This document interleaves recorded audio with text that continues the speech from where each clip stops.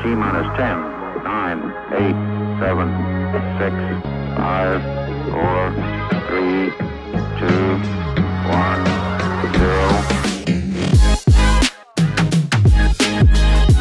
Hello everybody, welcome back to the Midheaven Podcast, where we analyze the stars for you. Thank you for joining me. My name is Candice Marie. This is my partner in crime, Mr. Mike. Godiva. Sexy, chocolate, smooth. They call me the peace dealer, but you can call me Mike or Michael, like the angel. Or Hardly. Magic Mike. Magic Mike, that's one I haven't heard for a long time. OnlyFans coming soon. Straight up tarot, baby. Yeah, but welcome. We just got done making a very structured episode that you already saw, I'm going to assume. That was all about cap season. So we wanted to talk to you guys a little bit more about stuff that's just Triggering. Yeah. We were like, what are we going to talk about? We need to do an evergreen episode. And we were like, we're just going to trigger the fuck out of everybody on the internet. And warning, you will get offended by this episode. Just letting you know that Let's right do something now. a little offensive for the holidays, right? Oh, yes. Oh, yes. Do you like this? Look at this. So I just bought this. Yeah. It looks This cool. is a traveling wine. Cool. I don't know why you need to travel with wine, but it's got a sippy cup option. Obviously, I need that because I'm accident prone, so you can close it or you can do this. And it's got a magnet, so it stays It's a magnet, open. right? That's awesome. And it's very like Midheaven Potty-esque. Yeah, Kind of. I got it cosmic. to match my computer so I can drink on the internet. Matches this too. I It's love nice. it. Yeah, I love How's it. that rum treating you? It's strong and I like it. I was like, oh, I have to sit this slow. I don't want to get too faded. He's like, just give me rum. I'll chase it with beer. And I was like, it's going to be one of those nights. Okay. I had no idea that people in certain cultures take wine and put it in beer. And it's like called like a smorgasbord or something like that. I saw it in That South sounds Park. white trash. Well, hold on. I saw this in South Park, so I was assuming that it was referenced to something real. That Maybe is it's not. definitely white trash. For sure it's white trash. I posted something Oh, during snap. Sag season. I was like, don't mess with me. I once used wine as a mixer for liquor. And some people were like, that's a good idea. I'm like, you just like violence, don't you? I mean, it's the end of the year. Everybody's And the doing end of the it. world. Everybody's Why doing not? it. And the end of the world. Yeah, might as well. So Mike and I thought it would be a good idea to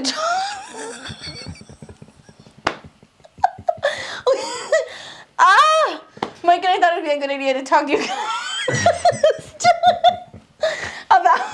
about red flags in the birth chart. Yes. Red flags in the birth chart and things that may just be kind of like duly noted observations Exclamation mark. that you may make when looking at a potential romantic partner's birth chart. For example, even people who don't really know astrology like that, when you see Sun in Gemini or Sun in Scorpio, that's a red flag. What is that supposed to mean? As a Sun in Gemini and Sun in Scorpio. I don't subscribe to that. I feel like obviously there's going to be polarity to each sign. I'm biased. I wouldn't believe that, but you know, normally people see that as a red flag, unfortunately. There's a difference between, okay, so I guess, relationships aren't for everyone. Not everybody's looking for commitment. So not everyone wants the sauce or the Right. truth. You know, if you want that fake shit, you're not going to want Gemini or Scorpio. I understand. I get it. So there's nothing wrong with, I guess this would be more kind of geared towards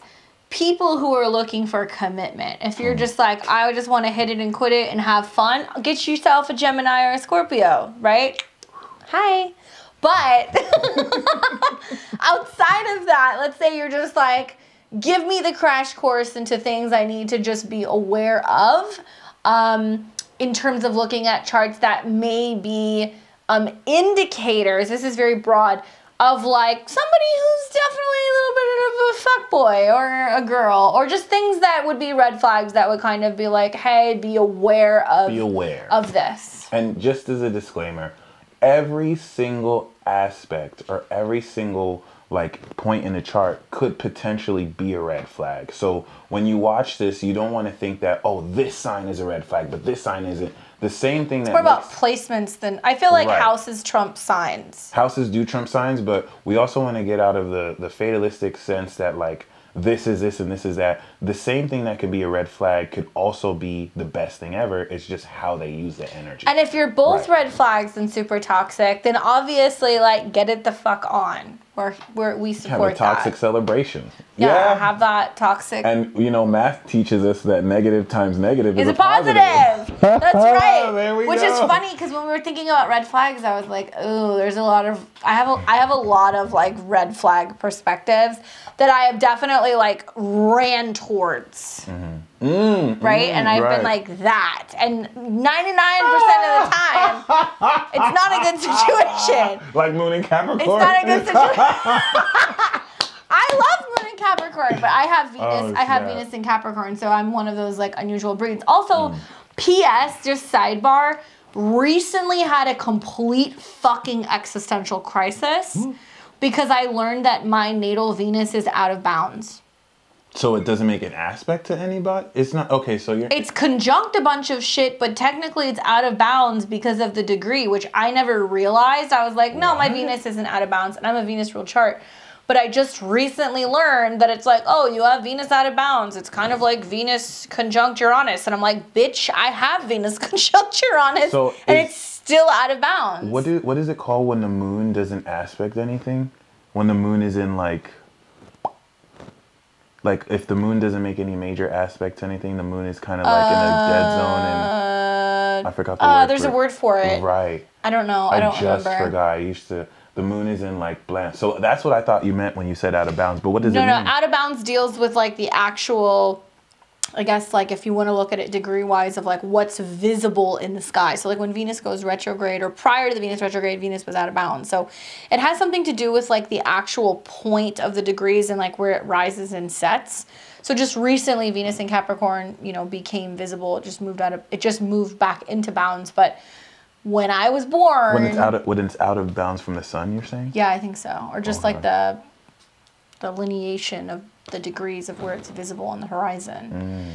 But when it's out of bounds, when any planet is out of bounds, and like there's all kinds of stuff online where you can like plug in like, what planets do I have out of bounds? It just means that they don't... Void of course. That's what there you go, bingo. Right. They don't abide by the typical rules of that planet. So Venus out of bound, Venus is like, you know, harmony and love and compassion and relationships and stuff that's sweet and comfortable. If your Venus is out of bounds, then it means like your Venus doesn't really behave the way that it should. It acts like a Venus conjunct Uranus or a Venus retrograde, which I have, Venus conjunct Uranus. So I was like, so wait, these are two negatives. This is positive? And it makes sense because I'm fucking weird. Yeah. My tastes are very weird. And that's brought you a lot of success, ironically. I mean, it's brought me a lot of fucking heartbreak. I'm going to be really honest with you. There we go. Damn, okay. But it taught me that I'm the problem. I'm the problem. That's awesome. The first step is acknowledgement. Yes, so I'm working on it. That's when things get fun. Right. I'm the problem. Yes. I'm the red flag. Oh, that's awesome. So kind of coming off of that, obviously that's not going to be as obvious because you're not going to look at a chart and go, this is out of bounds. But you can see a retrograde. You can see a Pluto conjunction. You can see a Saturn conjunction or square or an opposition somewhere. So let's just talk about point blank some of the most prominent red flags. And let's talk also from experience. And when I say experience, I don't mean just what we've dated and experienced, but also what we've had a tendency to see in clients so that we can back up what we're saying. Okay. Each chart is incredibly unique because it's based off of the exact time and the moment and the location in which you were born. So for you to have an exact similar natal chart to somebody else is incredibly rare and very unusual. So I want to preface that. And what she also means like that is you can have Mars square Venus at 16 degrees in Taurus and Aquarius. And then someone else can have Mars square Venus at 16 degrees, but it's going to be a totally different type of It's going to be a different house, and it's going to be a different sign. So in my opinion, houses trump signs. Even if it wasn't the same sign and house, they were born in a different day. Exactly, So it's yeah. going to be different. Yeah, so unless you're born in the same hospital, you know that person, the same aspects, which is very unusual unless you're like a twin. And even then, there's a lot of differences in how your life plays out. But you did say something right now that I recently just came into the knowledge of, and it's been a huge game changer for me, and that's about houses trumping signs. Well, I mean, I feel like important. in astrology books, like publishers save so much time and money being like, this house and this sign means this thing. So for example, let's say you're a second house sun. They're going to be like, oh, well, it's the same as your sun being in this sign. Not necessarily. Like having a second house sun will materialize as a second house person. You'll have Taurus, Venusian traits, but it's not the same as actually being in Taurus. Yeah. Yeah. So it's a little different. So the house is like where it happens, and the sign is the flavor of what happens. Exactly, or like the filter and how it kind of plays out. But the house is where. So for me, the house is much more important, I think, than the sign. It's relevant for and the aspects that it makes also is important. So I'm probably going to talk a lot more about aspects. I will talk a little bit about houses and some signs, but okay. So if you had to think of like, let's go planet-wise. Some of your most biggest like red flags from what you've seen in terms of like relationships and getting to know people. Oh, also, sidebar, I've gotten to a point in readings, I don't know if you feel this way, but it's like when clients come to me and they're like, I just met this person. Here is their birth information. Tell me everything about them. I feel like that kind of takes away from the process of like getting to know somebody and dating them and not judging a book by its cover, although the astrology chart talks about what is possible. What's possible, right? It's not a given, right? We're here to supersede our astrological placements. It's not going to tell you what's exactly going to happen as far as this is what you can kind of expect. Free will is a thing, and also fate is a thing, and awareness is key. You can be the most toxic fucking 8th house, Pluto, moon aspect ever, but if you know how to evolve, it becomes powerful. You could be the person who overcame the addiction and helps other people do it or get stuck in there. So that I think is so very important. That, and also accepting that, and because we want to get out the trap of, oh, what sign cheats the most, or what sign is the worst, and it's like, no, we all ain't shit. Cancer. No, I'm just kidding. The Cancers are the players. Cancers are some players, though. A lot of people don't know that. They're the players of the zodiac.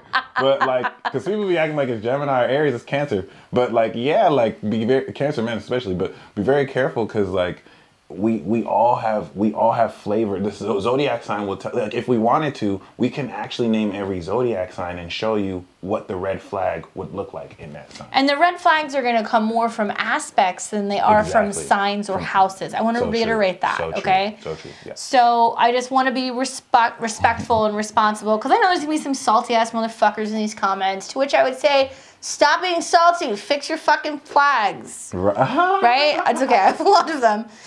So to answer your question, like the first one I'd go off. Wait, let's go by planet. Okay. Let's go by planet. We'll start with Venus then. Okay, let's start with Venus aspects. What do you consider to be the most?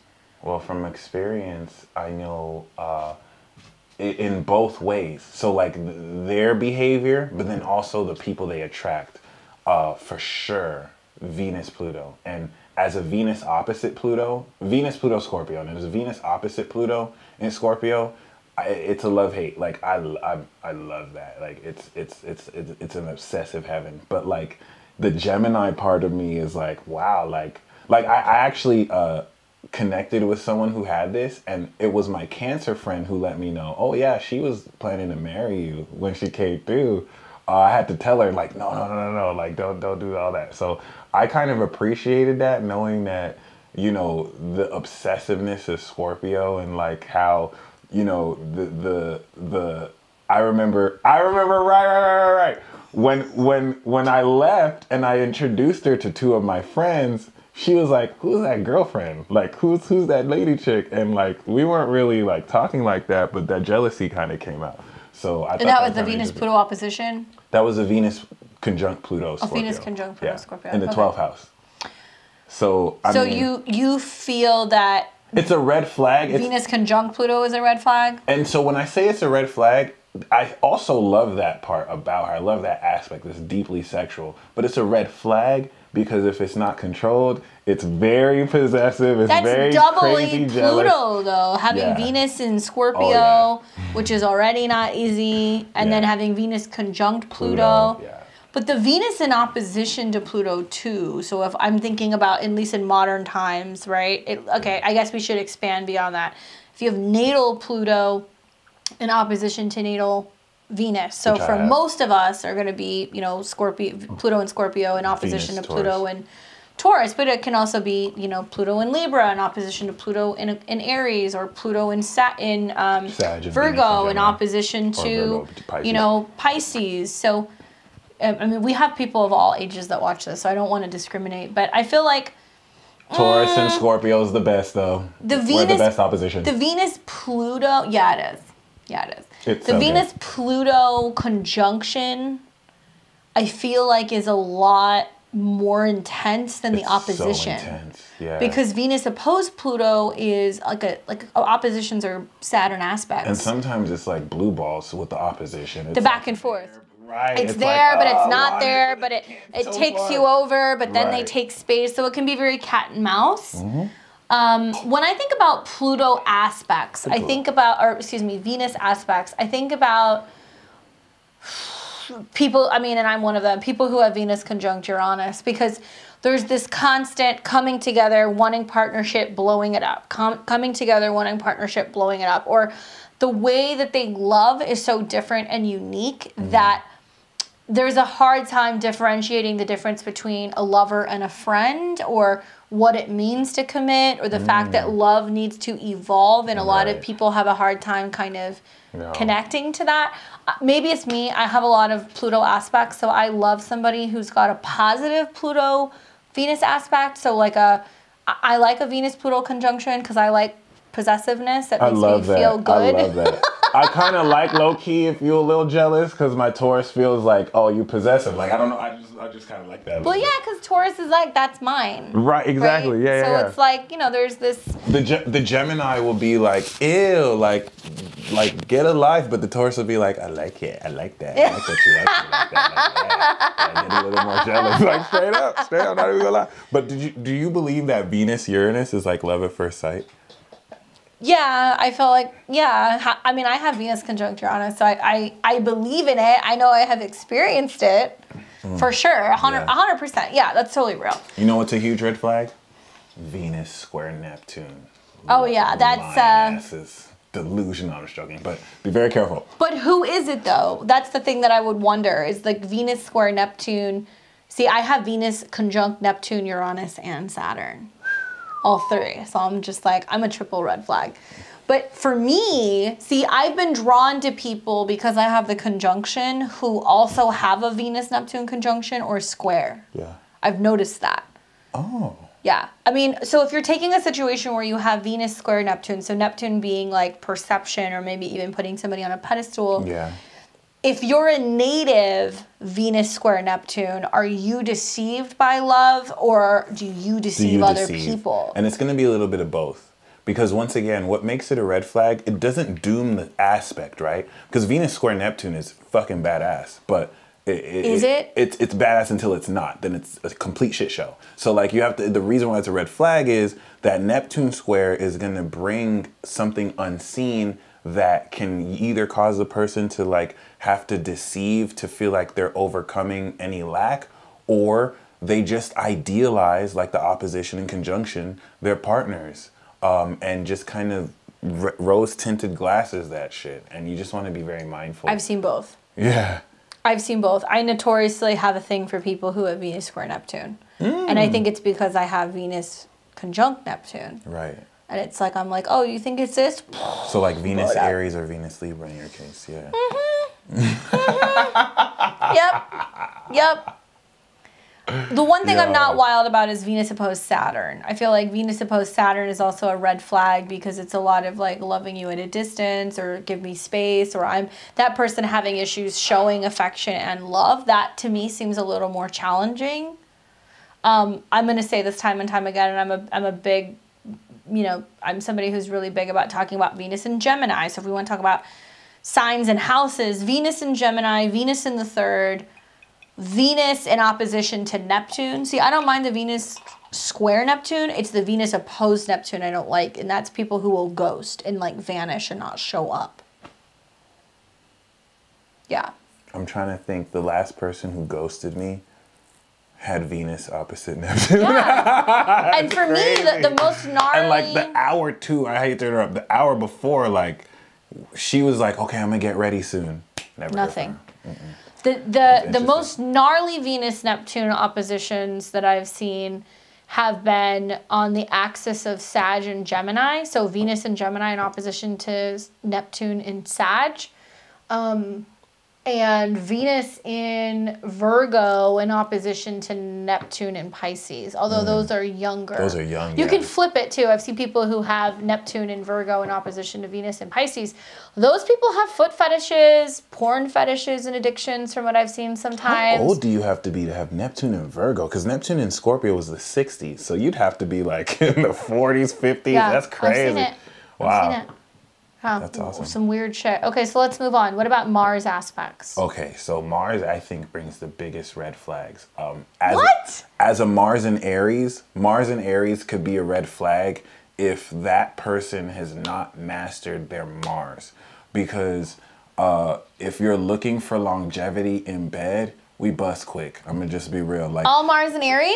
I mean, wait a second. Hold on. Mental Rolodex. Well, not all. See, if you conquer your Mars in Aries, Mars in Aries is great for sexual power. So if you like that thrust, if you like that boom, boom, boom, you'll get it. But you'll get it for like 5 seconds or a minute, and it'd be the best minute of your life. If it's a man's chart, you have to assess their Mars because that's their. With the woman who had Mars in Aries, I had sex with a couple of them. It's very dynamic. It's very. They want it on top. Oh yes, and I would say a Mars in Gemini. One of the only times I climaxed at the same time as someone was with a woman who had Mars in Gemini, and she was on top. And I didn't even know that could happen. That was the way that happened too. Was I read her chart and I was like, wow, she has Mars and Eros on my sun. She probably thinks I'm hot. And then I look at her and she tells me to take off my shirt. And I was like, is this the power of astrology? Oh shit! We had sex that same day. It was the first day I met her, and the only reason I did is because my Sagittarius friend brought her over because I was getting weed from him. Shout out to you, Michael.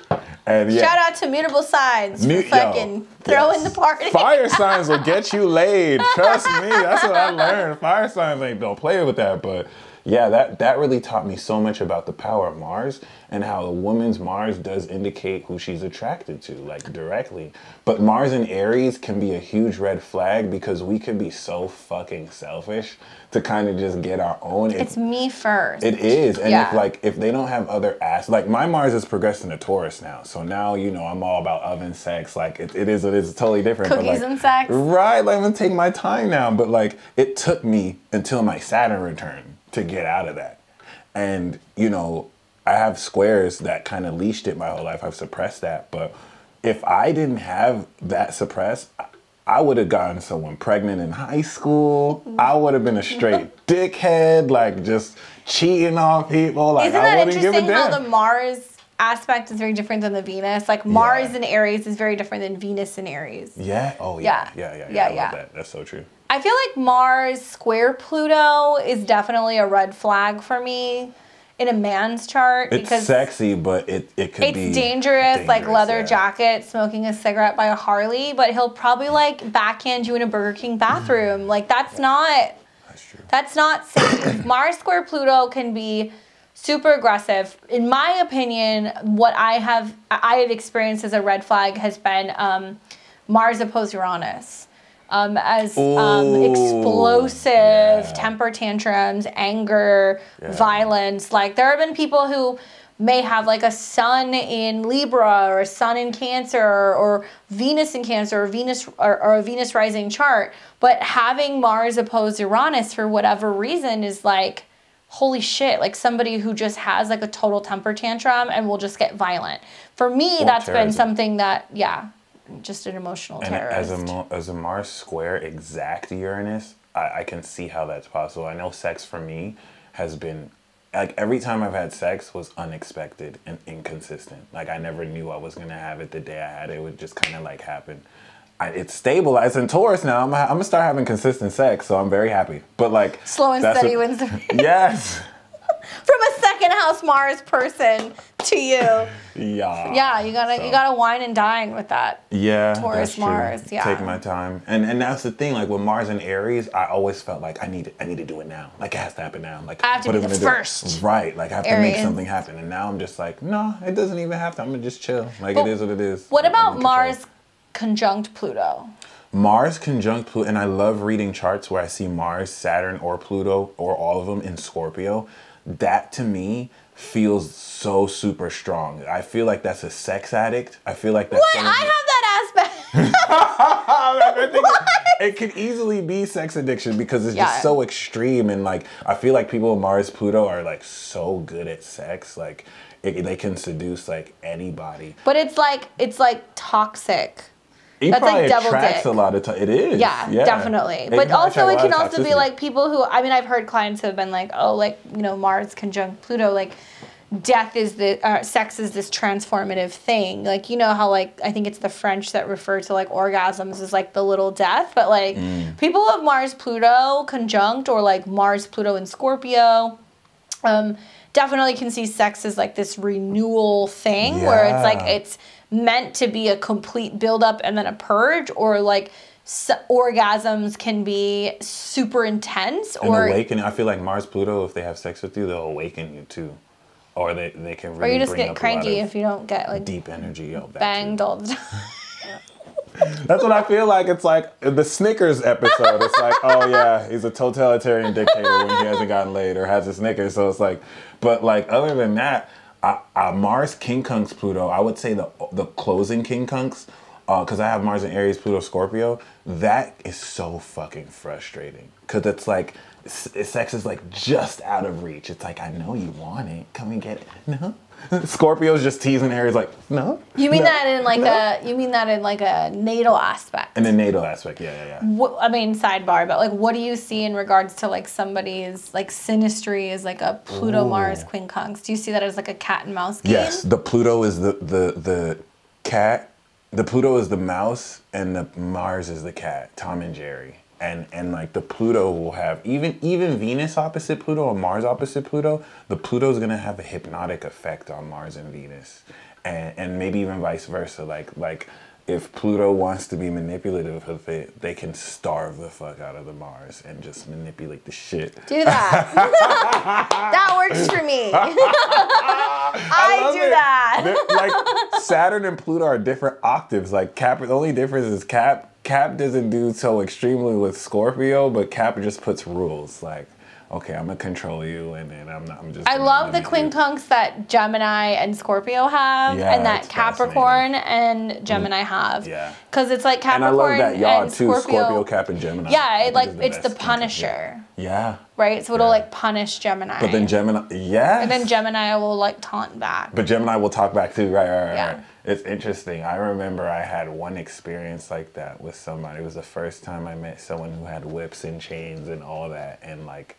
And Gemini is always fascinated by it. It was such a new experience. Right. I was like, oh shit, like this is pretty interesting. And that's when I realized I need to be broken in. Like I haven't necessarily, you know what I'm saying? Like I haven't been broken, I haven't been turned out yet. So it is what it is. Hey, shout out to you. My inner Dom must awaken. But I mean, there's so many Mars red flag aspects alone just due to its sexual aggression. And anytime Mars is frustrated, that's going to bring a lot of anger. I mean, but some friction can be good. Some sexual tension. Some can be good, but with like Pluto too. I've had situations where it's like somebody who's got like Mars and Venus in the 12th, and I'm like, oh, they're going to be really good in bed, but then they're just fucking crazy. Like there's a lot of like crazy repressed anger, or you know, like I have like this habitual thing for like Mars and Leo. I don't know how it just keeps repeating in my life, but I've had a lot of like Mars and Leo. My South Node square my Pluto. Leo South Node. I heard when Mars is on your South Node, it's really good for sex too. Yeah, but if like their Mars and their Venus is there, it becomes a fucking nightmare because you're getting trapped up in old patterns. Oh, you know? The South Node, right. Yeah, That's so deep. for me, and it's comfortable too. It's like, oh, this feels so good. Like, I mean, I love Leo energy because it's like I'm like, oh, I gravitate towards that, and it's hard because that's my South Node and I'm a Sun Pluto, so I like it. But I'm like, oh shit, no, I gotta go more this direction of like Aquarius. Yeah. But I've had this repetitive thing with just like Mars and Leo, and I get it. It's very sexy and attractive and confident, but it's also just fucking temper tantrums. So I feel like Mars in the 12th house, Mars in Pisces, Mars conjunct a South Node. Mars in Pisces. Fuck, yes! dude. You just, oh my god. Mars in Pisces though will definitely make some great drinks and seduce you, and like there is this sense of like merger, but then it just evaporates and you're like, what is this craziness? I can't. They got the good though. They got good alcohol, they got good weed. You know, those people got like a secret stash. It's good. They got that wet. Actually, the lady who I connected with the Venus of Scorpio also had Mars in Pisces on Jupiter. And I appreciated that because she orgasmed multiple times when we did it. I just didn't know because at that time I thought, oh, she has to like shake uncontrollably. And like, because she's moon in Pisces, like Pisces is just so sensitive. Yeah. So like they'll internalize the experience. And I really respected that. But, yeah, I feel like women with Mars and Pisces got that wet. You know, it's it's definitely quite revealing. But yeah. What about Mercury? Okay, so Mercury square Neptune. Fuck yes, you. or opposed. Sun Mercury square Neptune. Not self-aware. That's like that drives me crazy. Or fucking liars, or or like pathological liars, like they believe Mercury their in own lies. opposition It is. to Neptune. Yes. Obviously, you can't get Mercury opposite the sun because unless, you're just not going to get that. It's not physically possible. But Sun Mercury square Neptune for me is a big red flag because that's people who are not self-aware. They're in denial. They have a tendency to not be honest, and they can be an addict or they can have mental issues, which there's nothing wrong with that, but I see more like drug issues with those squares. And it doesn't have to be bad, by the way. Like, these squares could still be good, but it's a red flag because there's potential for that before it's like overcome, you know? Yeah. And it could also bring theft, I believe, too, as far as like actually, borrowing that's true. things. Sorry, borrowing things they never give back, like your soul. You know, pretty much. Gossip, and also kind of like fabricating stories that you remember differently. So, yeah, I'm glad you brought up Mercury and Neptune. It's harder when it's in mutable signs, though. So if it's in a mutable sign, like if you're a Sun Mercury Sag, Sun Mercury Virgo, Sun Mercury Pisces, Sun Mercury Gemini. I feel like Sun Mercury and Gemini is easier, though. Yeah. I'm not going to cut you a break, but I feel like that's, at least you've got it in that sign, right? Yeah. But Sun Mercury, I've seen a Sun Mercury in Virgo in action in a square to Neptune. It was retrograde, and Neptune was on the South Node, and not a fan. That must have been wild. Yeah, fucking not a fan. Interesting. Yeah, just round and round. Mercury aspects, I mean, that's going to deal with how you communicate and talk and relate information. So I feel processing. Like a lot of, processing and being able to connect in that sense. I mean, obviously, when you're talking about relationships, like Sun, Moon, Mars, Venus are important. What else? Okay, so we can also look at Saturn, Uranus, Neptune, Pluto. You're right. Saturn and Pluto is interesting. Saturn and Pluto conjunct. Saturn, Mars, Saturn, Venus, Saturn, Pluto conjunct is pretty gut busting. That's pretty powerful. Saturn, Mars, somebody who has issues with physical and connection. Repression. A lot of repression. But do you see that as Saturn conjunct Mars or Saturn opposite Mars? Because some people read conjunctions and oppositions similarly. True. I mean, I like the conjunction. I think the conjunction is powerful. The conjunction can suppress Mars, but it's just going to control it. I have this square. I've lived with women my whole life, like 2 sisters and my mom. So like, I have suppressed my masculinity my whole life, Mars in the 12th, and a lot of that was the Capricorn square, where every time, like, I've always had the desire, but I've always held it back. Like, it's an inner conflict. The square legitimately does that. I feel like the opposition can complete it. So, like, Saturn will stabilize Mars's desire, and if it doesn't, it'll completely block it. So it could be a red flag. Really. Saturn in opposition to Mars is also like somebody who I see as like very militant, like somebody who's like Mr. Miyagi, that's constantly telling you to like get back in line or to like correct something or to do it the right way. So it can also be this person who's just, the way that they carry themselves, especially if it's a man, is like in a very strict, uniform kind of routine way. But when dealing with them and like you come into merger with another person and they may not be like that, they may be kind of messy or disorganized or late, that can create friction because there's a lot of projecting that sense of wanting to have perfection. Versus the square, which is like one is doing that and the other is doing that. So they always clash. And it could be cool if you know what, like I learned that Mars has to be supplementary to, like Mars has to subdue to Saturn. Mars has to at least acknowledge Saturn, and then the square can actually work really well. But yeah, Mars aspects to Saturn is going to be straight suppression, and I think Venus aspects to Saturn, the trine is beautiful, but the square, the opposition, can have people hold back their love and not express it. And or that could passion, be a red flag. or courage, or Subdue just their even like their sex drive. Like the Mars Saturn opposition with men can definitely be a lot of like periods of like withholding or not being able to connect or like not being able to really feel their way into their masculinity. Or just horrible timing too. Oh yeah, bad timing. I've seen that a lot with Saturn opposed Mars. Bad timing. Yeah. And that's what's usually was like really frustrating, having Mars square Uranus and Saturn. It's like either the timing is like on point or it's the worst possible timing ever. It's just like awkward as fuck. Well, one thing we didn't talk about is what about moons? Oh yes, moons are very triggering too. For me, and here's the thing, like I'm a Scorpio, so I love a fucking toxic ass Scorpio moon. Or a moon Scorpio Pluto. Moon, I love those people because I'm like, oh, you're dark? All right, let's hear about it. Because I like I'm all Scorpio about Moon it. Pluto. Scorpio Moon Pluto is such a mystery. I don't like moon square Pluto. That's weird. I'm not a fan of the moon square harsh, Pluto. And like that is a huge red flag because these people can like take things very personally, and it's not even always their fault either. It's just like the way they kind of feel into that extremeness. Just after coming so out of unconscious too. Like after coming out of 2 years of Pluto square my moon, I'm like, how the fuck does anybody with a natal Pluto square moon survive? That's just a constant emotional turbulence that I just can't. And probably the most complicated thing I've seen is somebody who had like a moon in Leo square a natal Venus conjunct Pluto.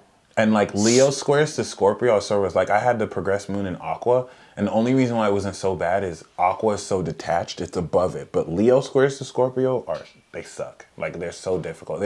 They're extreme. It's ego. A love-hate. It's ego. Right, and it's extreme. It could be very blissful, but it sucks because it's just so much drama, jealousy, extreme hatred, and like it's not the easiest to like overcome. Who is it that I'm trying to think? There's a specific year that I can think that has fixed moon squares to Venus Pluto and something else. I want to say it's like 86.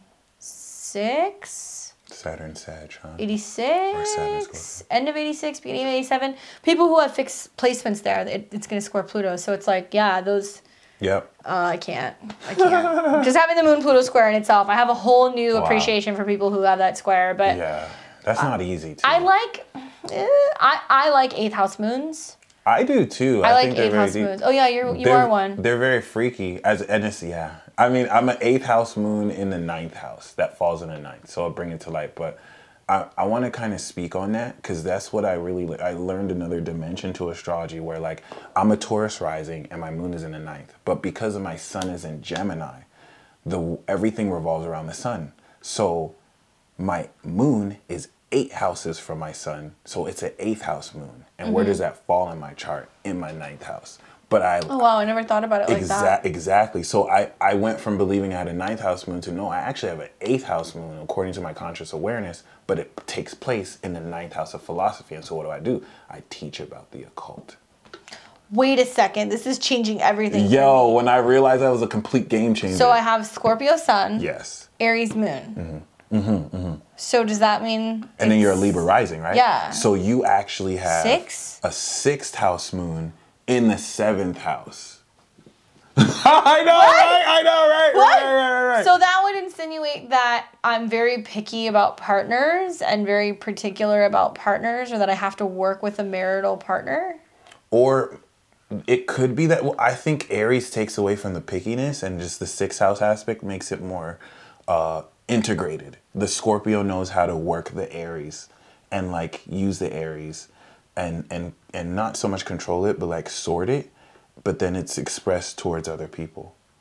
Weird. Yeah, but like you do have a 6th house moon, which is interesting. Fuck. Right. It changed the way I have a 12th house Venus that falls in the 1st house, but in the 12th with Placidus. So it really helped me like honor the sun's position, the sun being its own 1st house, and then your rising being its 1st house. And so my 1st house sun falls in the 2nd, and 1st, 2nd, and that's kind of how I seen it. So like, what about a 12th house Venus? A 12th house, okay, exactly right. So a 12th house Venus by the sun, right, is going to, like, so let's say your 12th house Venus falls in the 3rd or the 4th. It's still 12th house from your sun. So it's outside of your conscious awareness. And you're still going to kind of be intuitively, unconsciously influenced by your heart, and probably fantasize stuff. But it's, yeah, it's really crucial. It's very important. It just kind of helped me respect the sun and its placement regarding how these things are understood. And I have looked at it that way. I go back and forth. Like, I'm very much a Placidus reader, but the more that I'm getting into, like, I've been reading, like, Chris Brennan's book and Demetra George, and, like, I'm studying with Nightlight Astrology. Like, whole sign, there's something to it. There's something to it in a sense of when a planet changes signs, that ingress, it's felt. Even Placidus is just more for predictive method. Yeah. If you want to look at a specific psychological day, profile, exactly, right. of transits, Placidus is for that. But psychological profiles is whole ego. So to speak on that, the reason why I realize this is, for example, you could be a Leo rising and your Venus is in Leo behind the 12th house, right? And your sun is in Leo. Oh, like somebody we know? Right, versus having a Virgo rising and your sun is in Leo. So one of them has a 1st house Venus in the 12th house, or a 1st house sun in the 12th house, and the other actually has a 12th house sun. There's a huge difference. I don't know, like people who are like riding the line, like let's say you're like a certain rising sign and your sun's in the 12th. Exactly. But if you were to look at it from whole sign it perspective, it would be in the 1st. That's a 1st house sign. And those people are very different. 12th housers versus 1st housers are very different. Like I've met both. Like for example, the Leo King, the reason what made me realize, no, he's a 1st house sun, is if you go to his studio, when you walk in, what you see is first place. I'm like, this dude's a 1st houser. And it's cool because he does have 12th house energy, but he identifies with it. And it's totally different from a Virgo rising with a Leo sun. Night and day. That one is actually a 12th houser. Versus, you know, the 1st house kind of falling in the 12th. So it made me really respect that a lot. The actual like cusp and everything, and Placidus will have his place, but yo, 12th house suns are red flags too. 12th house anything. 12th house anything. You don't know what they hide in. But They're there are secret trapped. That's also like talents and things like that. Like I'm a fan. I mean, I go back and forth. Almost every person I've ever dated had a 12th house Venus. Ooh. And it played out horribly every time. From like finding out that they're dating strippers to like I'm convinced some of my exes are gay. It's like weird shit. Okay, Uranus Venus. And then ultimately like the finale is like somebody who has Venus 12 houses to their sun. Even if it's not technically in their 12th, it's still that repeating pattern. But I'm Venus Neptune.